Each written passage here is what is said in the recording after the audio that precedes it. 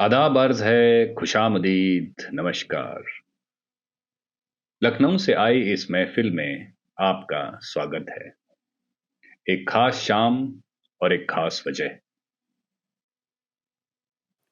जी हाँ, आज है इजहार की शाम। मम्मी और पापा के 50 साल के नाम, शादी की 50वीं सालगिरह, the golden jubilee. So put on your seat belts, क्योंकि हम जा रहे हैं बैक इन टाइम, झांकने उस वक्त में जब हमारा नहीं उनका जमाना था। यात्रीगण कृपया ध्यान दें। कानपुर से चलने वाली गाड़ी नंबर 210675 नैनीताल, नेपाल, कोलकाता, सातारा और नवाबगंज से लेकर लखनऊ तक जाएगी। धन्यवाद। चलिए अब मिलते हैं सबसे पहले अपनी हीरोइन से, सबसे छोटी और 7 भाई बहनों की लाडली, हमारी प्यारी मम्मी से। ये छोटा सा छोटी सी आशा, मस्ती भरे मन की भोली सी आशा, चांद तारों को छूने की आशा, आसमानों में उड़ने की आशा, दिल है छोटा सा छोटी सी आशा। अब मिलते हैं हमारे हीरो से, मम्मी के exact opposite by the way. बड़े भाई, पहले इंजीनियर और घर का आदर्श बेटा पापा। चंदा है तू, मेरा सूरज है तू, ओ मेरी आँखों का तारा है तू। चंदा है तू, मेरा सूरज है तू, ओ मेरी आँखों का तारा है तू। चलिए बढ़ते हैं आगे। ये उन दिनों की बात है जब मम्मी थी वो चंचल, मचलती, मुस्कुराती हुई लड़की, सबकी फेवरेट, जो फुलझड़ी की तरह हर महफिल की जान रहती थी। अरे इस भोली भाली शक्ल पे मत जाइएगा, इनकी शरारतें बहुत मशहूर हैं। और आज हम कुछ ऐसे लोगों को लेके आए हैं जो उन शरारतों में इनके जोड़ीदार थे। तो चलिए उन्हीं से सुनते हैं।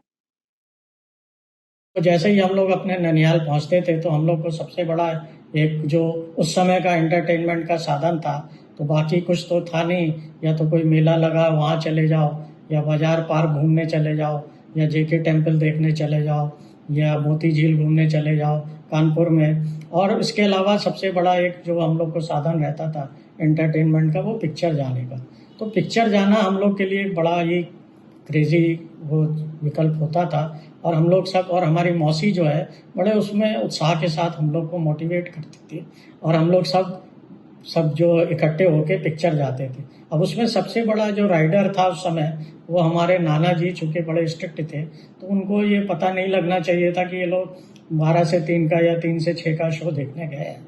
तो हम लोग बड़े चुपचाप से जो है बिल्कुल चोरी छिपे जो है अपना जाते थे और लौट के आते थे। अगर नाना जी ने पूछ लिया कि भाई कहाँ गए थे, तो किसी को बता दिया कि वो कराची खाने वाली मौसी के यहाँ गए थे, या फिर बोल दिया कि वो मंदिर देखने मलखंडेश्वर मंदिर गए थे, या यहाँ गए थे, या बहुत कभी हुआ तो बोल दिया था कि यहाँ संपूर्ण रामायण पिक्चर देखने गए थे। तो इस तरह के किस्से भी होते थे। एक पिक्चर से जुड़ा बड़ा अच्छा वाकया जो मेरे साथ मैं शेयर करना चाहूँ। एक बार हम लोग मौसी के साथ जो है पिक्चर देखने गए थे कानपुर में। वहाँ पर हम लोग पिक्चर देख रहे थे, और उसमें जो नई नई पिक्चर आई थी, उसमें पिक्चर का नाम ध्यान नहीं आ रहा है, वो उसमें इंग्लिश और हिंदी का मिला जुला गाना था। तो वो उस गाने कुछ वो पिक्चर देख रहे थे। तो उस समय क्या हुआ कि इंटरवल के आसपास वो एक व्यक्ति ने हॉल के अंदर बहुत तेजी से छींका। तो मौसी के मुंह से निकला, लगता है मौसा जी लोग भी यहाँ पर हैं। तो मेरे पिताजी की जो छींक थी वो बड़ी पर्टिकुलर थी, तो उस चीज को उन्होंने पहचान लिया। और हम लोग ने जब देखा इधर उधर टटोल के, तो देखा वो लोग भी बैठे हैं, तो हम लोग धीरे से चुपचाप जो है वो पिक्चर के बाद चुपचाप रिक्शा करके वापस घर पी रोड आ गए थे। एक उस समय मुझे याद है कि मौसी ने बीएड कोर्स ज्वाइन किया था, वो बीएड कर रही थी, तो वहाँ पे हमारे ननिहाल में एक कमरा हुआ करता है कि उस कमरे में प्रायः सभी बच्चों का, जो हम सब मुझ जैसे जो बच्चे थे वो उस ननिहाल से जो जुड़े हैं, वो उनका जन्म अधिकतर का वहीं हुआ था उस कमरे में। तो उस कमरे को मैं, मौसी का बीएड जब कर रही थी तो उसमें उनका स्टडी रूम हुआ करता था। तो मुझे याद है मौसी बड़े अपने टिपिकल जो बीएड का कोर्स होता है उससे रिलेटेड, वो एक काले रंग का ब्लैक बोर्ड जो है वो टांगा हुआ था, उसमें वो लिख के प्रैक्टिस करती थी, अपने लेसन प्लान बनाती थी, असाइनमेंट बनाती थी। तो हम लोग को बड़ा अच्छा लगता था कि मौसी जो है, मौसी भी पढ़ाई कर रही हैं, हम लोग भी उसमें मज़ा लेते थे। और मौसी बढ़िया अपना रिक्शे से जो है अपने कॉलेज जाया करती थी। और इस तरह के वाक़ये जो है मौसी के साथ, मौसी का ये हमेशा से ये रहा है कि वो बच्चों के साथ बड़ा घुल मिल के और उनको पूरा समय देती थी, पूरा एंटरटेन करती थी, और हम लोग को बड़ा अच्छा हमारी छुट्टियां बीतती थी। हमारी 5 बहनें थी और हमारे समाज में उस समय का जो समय था, उस समय लड़कियों को 8वां 9वां पढ़ा दिया तो बहुत हो गया, और जल्दी से जल्दी एक अच्छा सा लड़का देखकर शादी कर दो। तो वही हमारी बड़ी जीजी के साथ हुआ, वही हमारी छोटी जीजी के साथ हुआ, वगैरह वगैरह। और हमारा गांधीनगर में ज्वाला देवी विद्या मंदिर था, सब लड़कियां वहाँ पर भर्ती करा दी जाती थी, और उनको पढ़ते रहना है जब तक कि शादी तय न हो जाए। तो हम लोग जब तन्ना के आने का समय था तो हम सर्विस में जाने वाले थे, और हमारा छोटा भाई भी एक उसी रास्ते पर था एडमिनिस्ट्रेटिव सर्विस के लिए। और तो हम दोनों के मन में ये था कि सब लड़कियों को तो पढ़ने का मौका नहीं दिया गया, जो पढ़ने में अच्छी भी थी उनको भी नहीं दिया गया। तो हमने सोचा कि ये तन्ना को पढ़ने का मौका तो मिलना ही चाहिए, ये एक ट्रेंड जो है उसको तोड़ दिया जाए। तो दोनों भाइयों का था। फिर हम लोगों ने मदर से बोला, और हमने कहा ज्वाला देवी में इनको भर्ती मत कराओ। तो हम लोगों के कुछ प्रयास फल लाए और इनको एक कॉन्वेंट में भर्ती किया गया। तो ये शुरुआत थी पहली बार, और कॉन्वेंट से फिर जब जो चीज़ शुरुआत हुई वो चलती रही।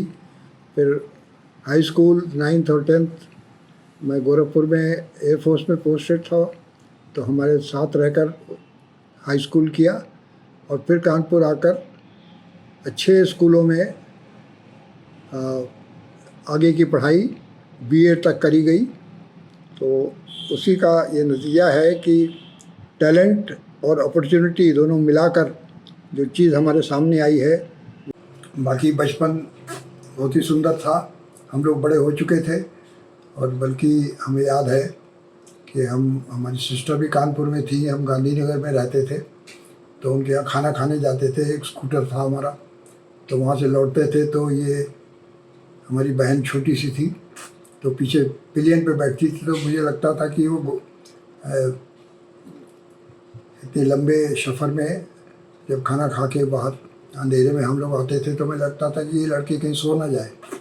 तो मैं कहता था कि तुम बोलते रहो, क्योंकि अगर चुप हो गई तो समझ ले सो जाओगी। तो इस तरह से हम वापस आते थे। और पापा रफ़ी साहब के गानों में खोए शायराना, हारमोनियम से मोहब्बत, शांत लेकिन गहराई से भरे हुए नौजवान।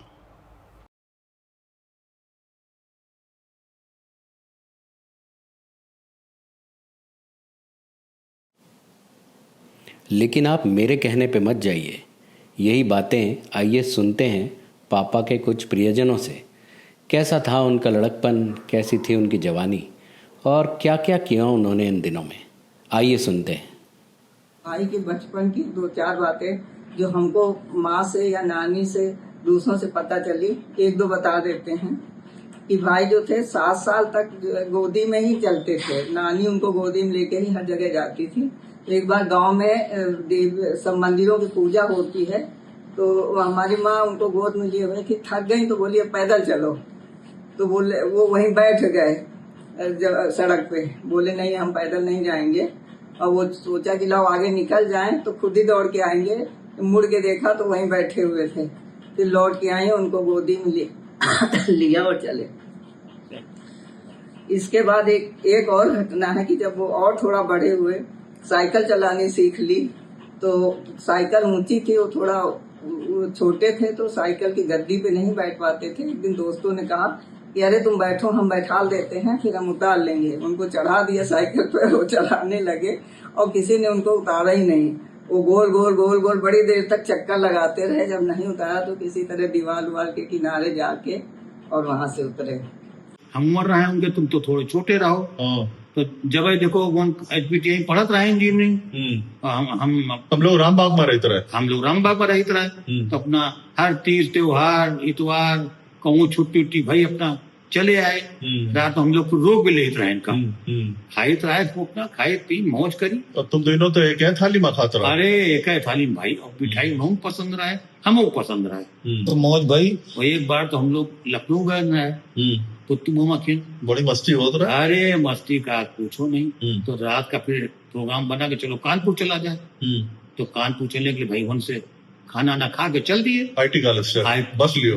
IT कॉलेज 2 नंबर बस पकड़ा 4 बाग के लिए। तब बसें चलती रहे हम आए हजरतगंज करीब आए तो बोले कि नन्हे चलो प्रिंसिपल लगी पिक्चर। कौन पता नहीं बोले? हाँ चलती नाम गाड़ी, हम पिक्चर कहाँ देखी तरह। अच्छा। हाँ किशोर कुमार, अनूप कुमार, तीनों भाई हैं। कहाँ लगी रहा है? अरे प्रिंस सिनेमा में जो ऊपर नीचे दो सिनेमा हॉल रहा है, वही फिल्मिस्तान और प्रिंस। अच्छा। पिक्चर देख करके बड़ी भाई हंसी मजाक की पिक्चर है। उसके बाद गए स्टेशन, फिर कोई तरीका पता था करके पुलिस से कि सवेरे जो पैसेंजर जाते कानपुर वो कहाँ खड़ी हुई। तो बताई नहीं कि यहाँ खड़ी हुई 10 नंबर प्लेटफॉर्म के आसपास।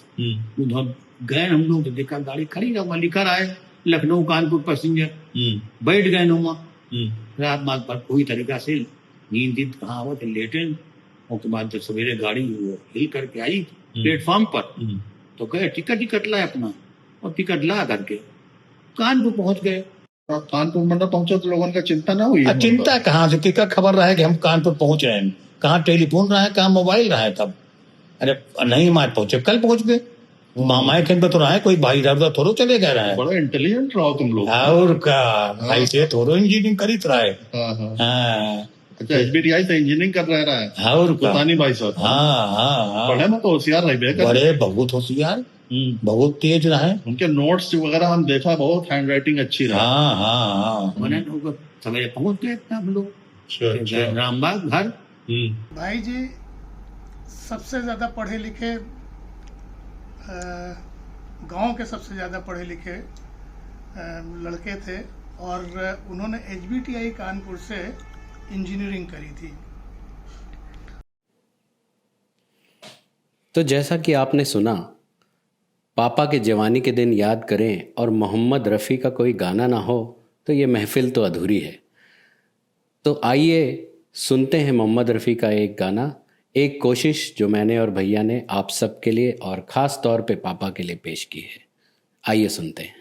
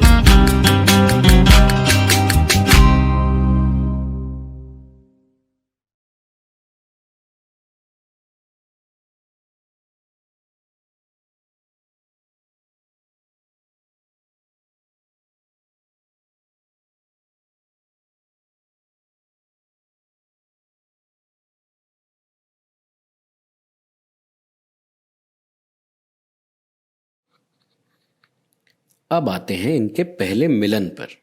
शादी अरेंज थी, लेकिन स्टोरी बिल्कुल फिल्मी।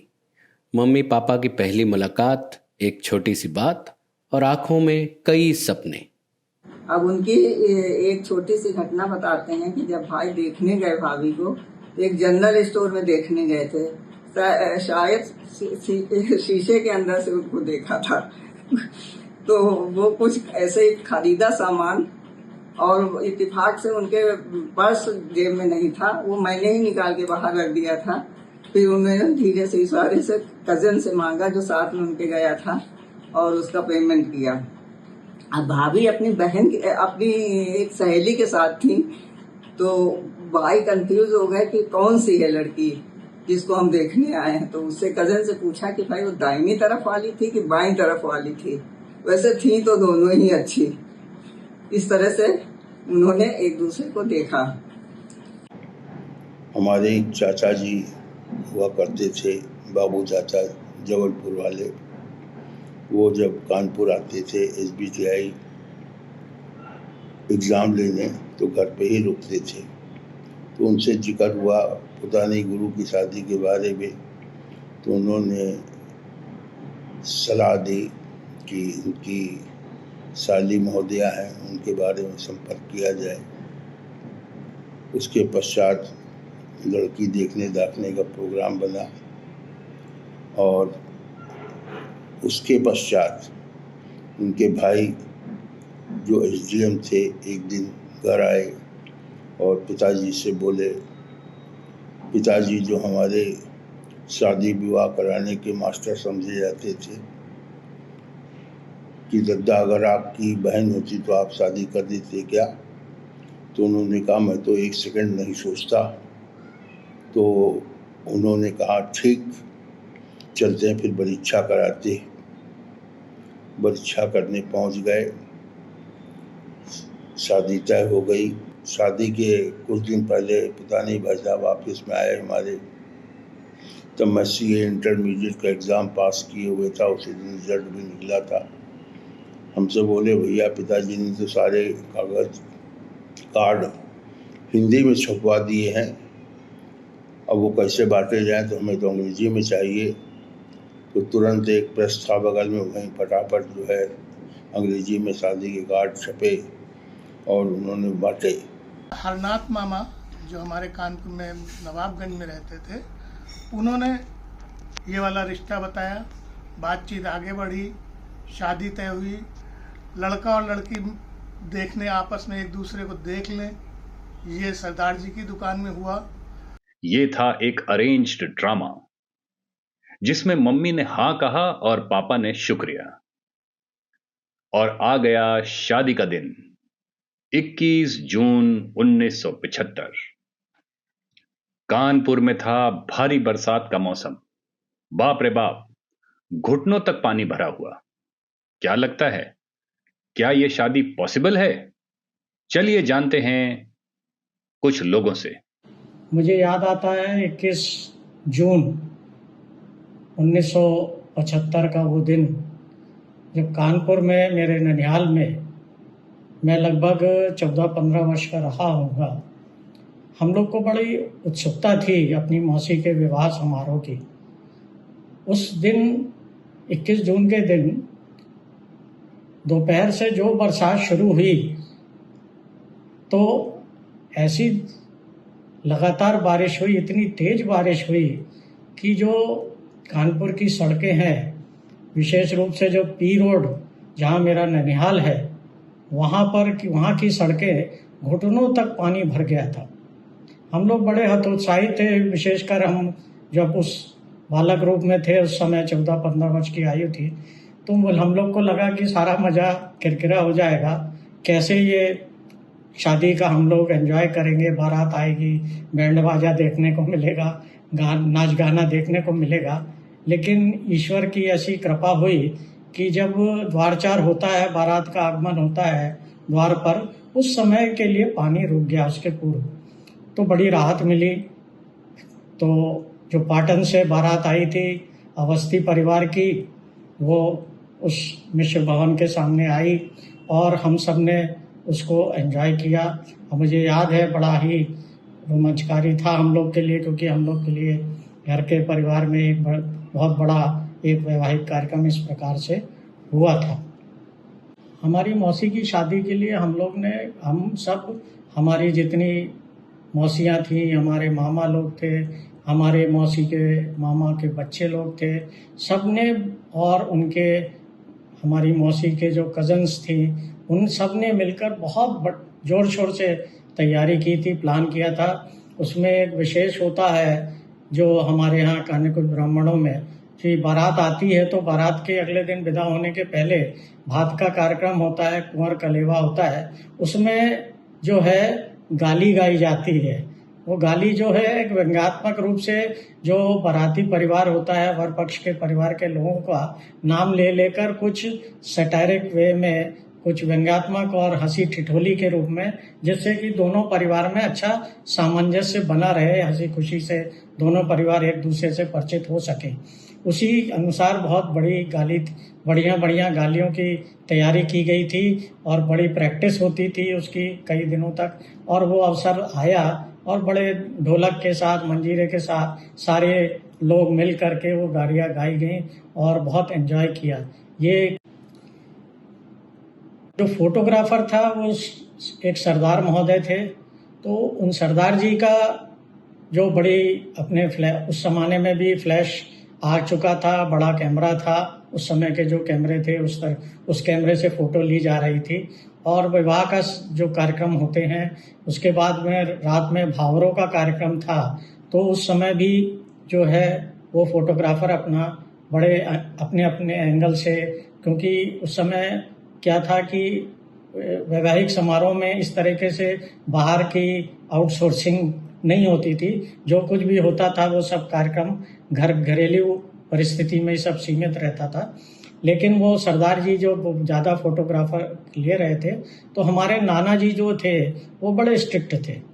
तो उन्होंने उसको अपनी शाहजहांपुरी भाषा में उसको थोड़ा गरियाते हुए उसको डांट लगाई, बोले बंद कर, भाग जाए यहाँ से। तो उसके बाद वो किस्सा मुझे याद है कि उस बेचारे सरदार फोटोग्राफर को थोड़ी देर के लिए बाहर जाना पड़ा, और वो एक किस्सा भी बड़ा अच्छा जुड़ा है और बड़ा हंसी खुशी का वातावरण था। पूरे विधि विधान से शादी संपन्न हुई थी और सारी व्यवस्था वहाँ बारातियों की गई थी खाने पीने की। लेकिन चूंकि इतनी बारिश हो गई थी तो बारातियों को जो सिंधी धर्मशाला लेनिन पार्क पी रोड के पास है, घर के पास, वहाँ पर ठहराया गया था। वहाँ पर उनके खाने की व्यवस्था फिर की गई वरांडे में वैकल्पिक रूप से। तो जो अवस्थी परिवार के जितने लोग आए थे बाराती बनके, उनके सबके खाने की व्यवस्था की गई थी और इस प्रकार से वहाँ पर वो खाने का कार्यक्रम हुआ, रात के डिनर का कार्यक्रम हुआ। तो ये कुछ मीठी मीठी यादें जो हैं मेरी मौसी की शादी के साथ जुड़ी हैं, वो मैं आपके साथ शेयर कर रहा हूँ। शादी से पहले कार्ड छपा। अब चूंकि सबसे पढ़े लिखे थे, सबसे ज़्यादा गांव में केवल एक ही इंजीनियर था, तो कार्ड छपा। कार्ड में जो सबसे खासियत बात थी वो थी भाई जी की फ़ोटो भी छपी। भाई जी की फ़ोटो के नीचे उनकी बाकायदे डिग्री लिखी गई। और खैर बारात गई। बारात में जयमाला उस ज़माने में बहुत कम होती थी क्योंकि बड़े बुजुर्गों को पसंद नहीं था। जयमाला बड़ी हड़बड़ी में जो है फटाफट की गई। अगले दिन विदाई हुई और विदाई के बाद हम लोग जब पाटन पहुँचे तो वहाँ पे ये बातचीत हो रही, बहू मुंह दिखाई, ये सब सारे फंक्शन हुए। फंक्शन होने के बाद जो एक गिफ्ट था वो था रिकॉर्ड प्लेयर। एक तरफ था आपकी कसम के गाने और दूसरी तरफ था हीरा पन्ना, जो देवानंद जीना तमान वाली फिल्म है, उसमें एक गाना था, तन्ना है कि हीरा मुझे मिल जाए करके गाना था। तो उस गाने को बनाया गया, तन्ना की तमन्ना है पुतन्ना हमें मिल जाए। मेहंदी लगा के रखना, डोली सजा के रखना, मेहंदी लगा के रखना, डोली सजा के रखना, लेने तुझे ओ गोरी आएंगे तेरे सजना। मेहंदी लगा के रखना, डोली सजा के रखना, ओहो ओहो।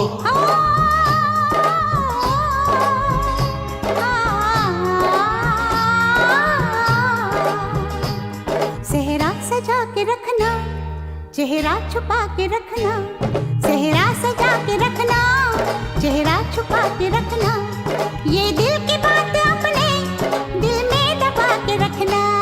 सेहरा सजा के रखना, चेहरा छुपा के रखना, मेहंदी लगा के रखना, डोली सजा के रखना।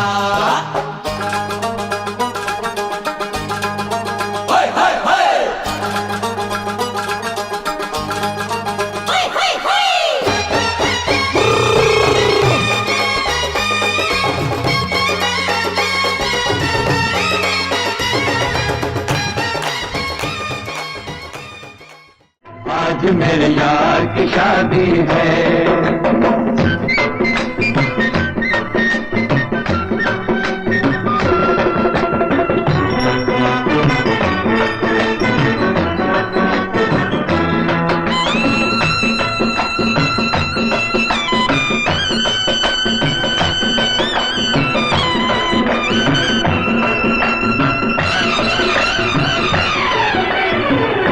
वक्त है खूबसूरत, बड़ा शुभ लगन मुहूर्त, देखो क्या खूब जची है दूल्हे की भोली सूरत, दूल्हे की भोली सूरत, खुशी से झूमे हैं मन, मिला सजनी को साजन, कैसे संजोग मिले हैं, चोली से बंध गया दामन, चोली से बंध गया दामन। एक मासूम कली से मेरे गुलजार की शादी है, आज मेरे यार की शादी है, आज मेरे यार की शादी है।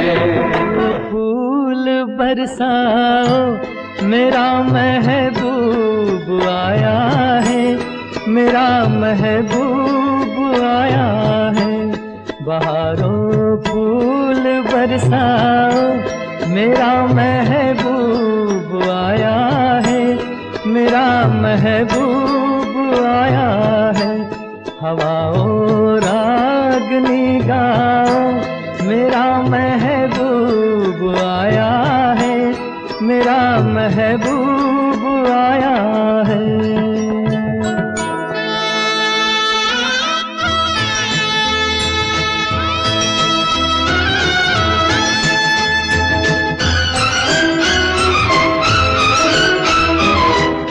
पर ऐसी क्या शादी जिसमें टेंशन ही हो, मौज मस्ती भी तो होनी चाहिए।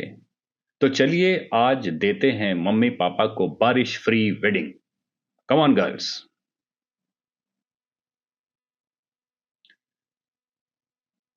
अरे दूल्हे को भी लाया जाए।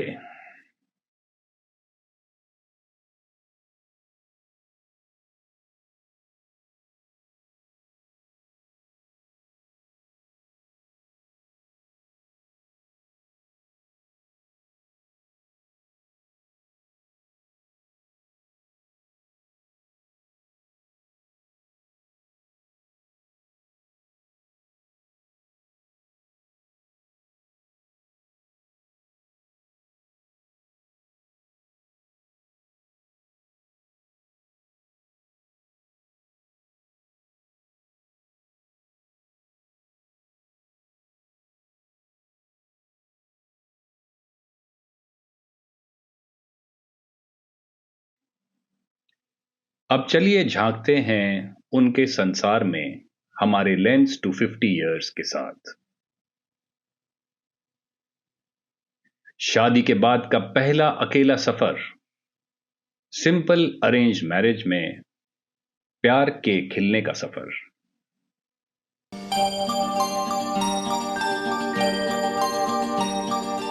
ऐ मेरे हम सफर एक जरा इंतजार, सुन सदाएं दे रही है मंजिल प्यार की।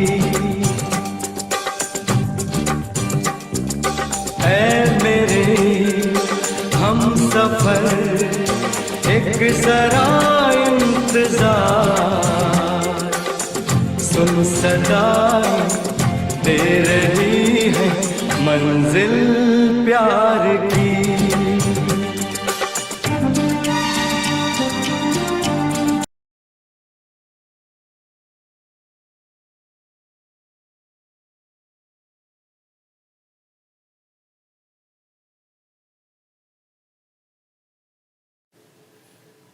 भैया मेरी लाइंस लेते रहते हैं बस।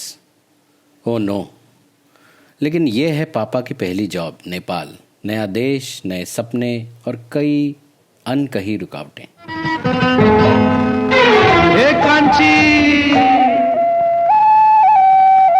कांची रे प्रीत मेरी सांची, रुक जा न जा दिल तोड़ के।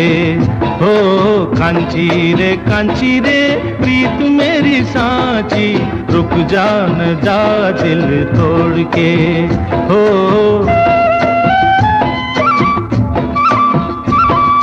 रुक जा न जा दिल तोड़ के।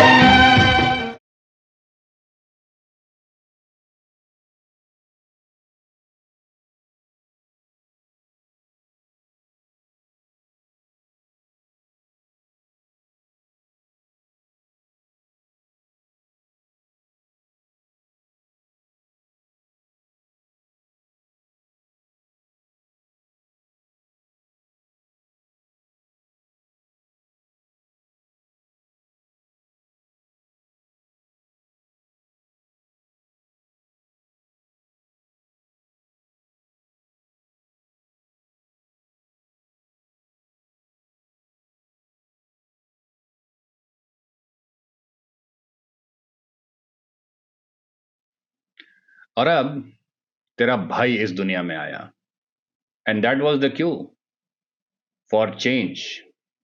अ न्यू मैन, रमेश से पिता बनने का सफर। नन्ना मुन्ना राही हूँ, देश का सिपाही हूँ, बोलो मेरे संग जय हिंद जय हिंद जय हिंद जय हिंद जय हिंद।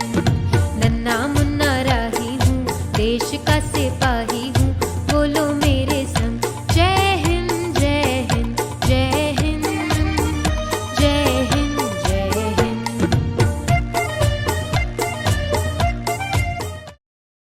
हाँ हाँ ठीक है। अब हमारी अनुज ने एंट्री। अब द फैमिली ऑफ 2 turned 4 निकल पड़े कलकत्ता की ओर। कोलकाता तो हमको खूब भालो लगा, पर आमचा महाराष्ट्र हमको बुलावा दे रहा था। और सतारा की गलियों में हुआ मम्मी का ट्रांसफॉर्मेशन। पूरा किया MA और बन गई सबकी शिक्षक। Love you जिंदगी, love you जिंदगी, love you जिंदगी, love me जिंदगी।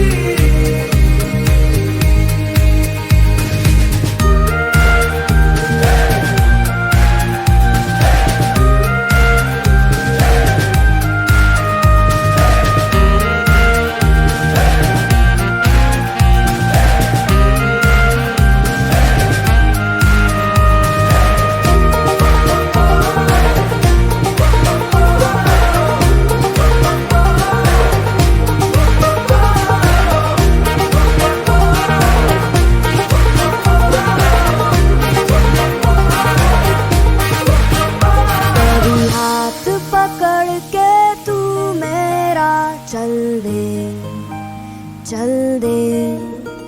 कभी हाथ छुड़ा के मैं तेरा चल दूं।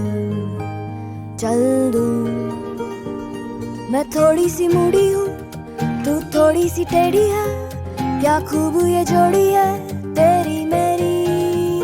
आने दो दिल में आ जाने दो, कह दो मुस्कुराहट को हाय हाय हाय हाय। जाने दो दिल से चले जाने दो, कह दो घबराहट को bye bye bye bye bye bye. Love you जिंदगी, love you जिंदगी। आर्मी से आया भैया को बुलावा और मुंबई बुला रहा था मुझे MBA के लिए। फिर आई दोनों की शादियां, घर का नया चैप्टर लखनऊ में। वही शोर शराबा, वही मस्ती, वही नए प्यार की शुरुआत 2.0। उड़े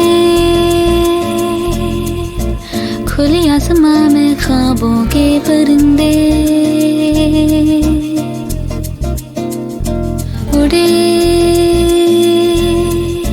दिल के जहां में ख्वाबों के परिंदे। ओहो क्या पता जाएंगे कहाँ, खुली है जो पर कहेगी नजर, लगता है अब है जागे हम, फिक्रें जो थी पीछे रह गई, निकले उनसे आगे हम। हवा में बह रही है जिंदगी,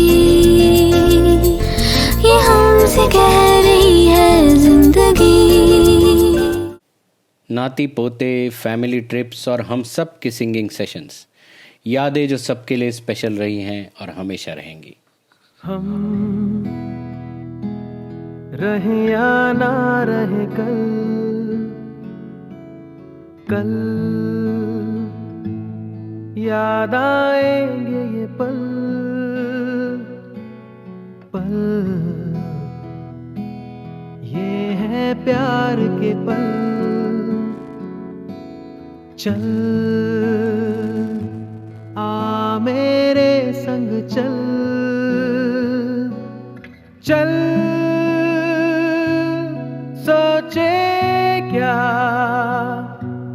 छोटी सी है जिंदगी, कल मिल जाए तो होगी खुशनसीबी। हम रहे या ना रहे याद आएंगे ये पल। हम आइए सुनते हैं कुछ प्यारे संदेश उनसे जिन्होंने हमारे साथ उन खास पलों को जिया है। आपके 50 साल, what a beautiful journey.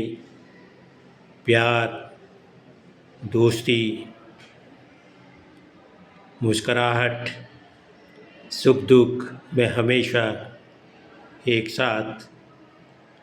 Your energy and love for good things in life, be it music, food, travels or an inspiration। हम साथ साथ सतारा में थे और इन क्षणों में मुझे अपने उन साथियों की भी याद आती है। जज साहब, मिश्रा जी, अतुल शर्मा, ये 4-5 परिवार हम एक साथ अक्सर मिलते थे, एक दूसरे के आते जाते थे, पारिवारिक संबंध थे, खाना पीना होता था, हंसी मजाक होता था, कभी कभी पिकनिक पे भी जाते थे। और मुझे याद है निर्मल भाभी तरह तरह की चीज़ें बनाकर पिकनिक पे ले जाती थी और वो सब एंजॉय करते थे। लेकिन अवस्थी जी का स्वभाव बड़ा कोमल था, अधिक बोलते नहीं थे, हंसी मजाक नहीं करते थे। दूसरे जब बात करते थे, हंसी मजाक या कोई शेर शायरी करते थे, तो अवस्थी जी का अब भी वो मासूम सा चेहरा मुझे याद आता है। एक बचपन जैसी मासूम सी मुस्कान वो दे देते थे। और निर्मल भाभी जी की खीर और पालक की पूरियाँ, मटर पनीर की सब्ज़ी अभी भी मुंह में पानी भर आता है। और एक हाँ, वो लाल बड़ी मिर्ची का अचार, वो शायद अवस्थी जी आपकी माता जी बनाती थी, बहुत ही स्वादिष्ट होता था। याद आती है।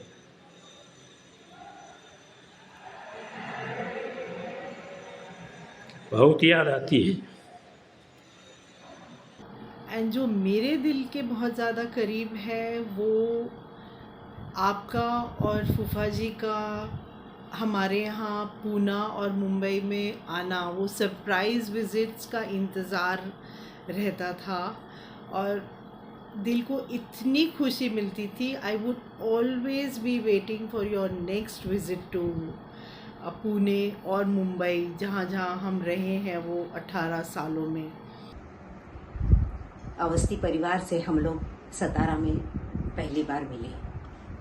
निर्मला जी का और भाई साहब का आत्मीयता और प्यार भरा मधुर नेचर स्वभाव हमको दो परिवार से एक परिवार में परिवर्तित कर गया. हमारे बच्चे भी आपस में एक दूसरे से घुल मिल गए. अमित, अनुज, अतुल, अदिति जब भी मिलते खूब मस्ती मौज करते. महीने में 1-2 बार तो हम लोग सतारा की मनमोहक जगहों पर, स्थानों पर जाकर पिकनिक मनाते.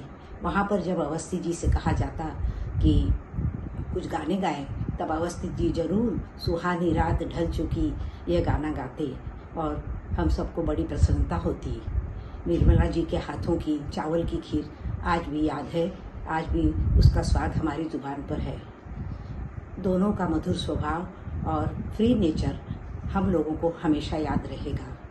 हम लोग हमेशा उनके साथ बड़े आराम से और खूब आनंद से सतारा के दिन हमारे बीते. और सतारा से जब हमारी ट्रांसफ़र हुई तो इस प्यारे परिवार को छोड़कर दूसरी शहर में जाना हमारे लिए बड़ा मुश्किल रहा. इन दोनों का साथ हमारे लिए हमेशा हमें याद रहेगा. ये एक इंसिडेंस है which I am going to narrate. When मासी वाज कैरिंग अमित, और हम लोग बाहर घूमने के हम दोनों बहुत ही ज़्यादा शौकीन थे और वो आज तक हमारा चलता है. तो एक बार क्या हुआ कि उन दौरान ये हम लोगों को ये था कि ज़्यादा से ज़्यादा मूवीज़ देख लें, और मूवीज़ देखने के चक्कर में हम लोग अक्सर ही घर से गायब हो जाते थे, क्योंकि मासी कहती थी बेबी हो जाएगा उसके बाद हम मूवीज़ नहीं देख पाएंगे. तो हम लोग अक्सर ही मूवी देखने के लिए, तो एक बार क्या हुआ, ये इंसिडेंस है, हम लोग मूवी देखने के लिए गए. पहले भी काफ़ी देख चुके थे. उस दिन वो कोई मूवी चल रही थी, आई थिंक गीत गाता चलो समथिंग, और घर से बहुत दूर था वो थिएटर, और हम दोनों रिक्शे में बैठ के गए और नाना जी को और उस मूवी हॉल में वो नहीं मिला, टिकट नहीं मिला. हम लोगों ने ब्लैक में दूसरे शो की, नेक्स्ट शो की लेके, मतलब we spent around 6-7 hours outside to see that movie and we came back. नाना जी को पीछे पता चल गया. नाना जी ने नानी को बोला कि कहाँ गई थी, तो बोली पिक्चर गई हैं. तो बोली कौन सी पिक्चर गई हैं? तो बोले कि वो जय हनुमान. बोले अभी तो परसों तो जय हनुमान गई थी. तो मूवीज़ जब भी हम लोग जाते थे नाना जी से छुप के जाते थे, फिर पीछे के दरवाजे से, कुआं घर से घर में आना और मासी के साथ मस्ती करना, मतलब this were the most glorious moments for me. 50 साल एक दूसरे के साथ हर मोड़ पर कैसे गुजर गए पता ही नहीं चला. नो कंप्लेंट्स, नो डिमांड्स, सिर्फ प्यार, नो नफरत, बस मोहब्बत, मोहब्बत और मोहब्बत. हमारे दिदिया के आशीर्वाद से आज ये दिन देखने को आया है. उनका प्यार और स्नेह और आशीर्वाद सदा बना रहे. ईश्वर उनको सदा स्वस्थ और सुखी रखे. मौसी एवं मेरे मौसिया जी की 50वीं वैवाहिक वर्षगांठ पर उनको हार्दिक बधाई देता हूँ. ईश्वर से मनोकामना है कि आपका जीवन प्यार भरा रहे, स्वस्थ रहे, मन में शांति रहे, खुशी रहे, आप फले फूले, ईश्वर आपको आशीर्वाद दे. है कि ये जो दिन हम लोग आज 50वीं सालगिरह का देख रहे हैं, इसके आगे भी हम बार बार सालगिरह मनाते रहें और वो सब लोग स्वस्थ रहें, व्यस्त रहें, मस्त रहें. I wish them all the best, my best wishes for their 50th anniversary.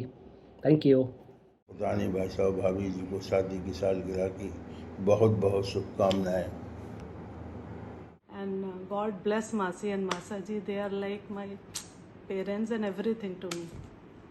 चलो आज 50वीं सालगिरह है आज. हाँ चलो भाई, भगवान खूब जोड़ी बना के रखे, और खुश रहें, आनंद से रहें. हाँ, और तीनों लोग भाई हैप्पी एनिवर्सरी. भाई भाभी, हाँ आप लोग खूब स्वस्थ रहिए, खुश रहिए और आनंद से रहिए.